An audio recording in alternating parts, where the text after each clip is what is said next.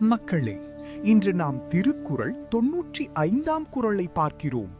இது திருக்குறளின் அறத்துப்பால் பகுதியில் உள்ள இல்லறவியல் எனும் பகுதியில் இடம்பெற்றுள்ள இனியவை கூறல் அதிகாரத்தைச் சேர்ந்த குறள். பணிவுடையன் இன்சொலன் ஆதல் ஒருவர்க்கு அணியல்ல மற்ற பிற. இந்த குறள் சொல்ல வருவது என்னவென்றால், ஒரு மனிதனுக்கு உண்மையான அழகு என்ன?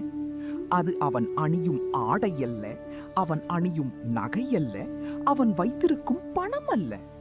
ஒரு மனிதனின் உண்மையான அழகு அவனுடைய பணிவு, அவனுடைய இனிய சொல். இதுதான். பணிவாக பேசும் மனிதனை எல்லோரும் விரும்புவார்கள்.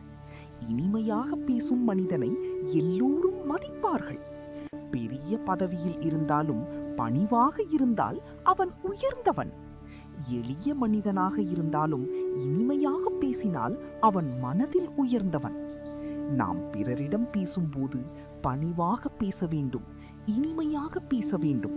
அதுதான் நமக்கு அழகையும் நல்ல பெயரையும் தரும்.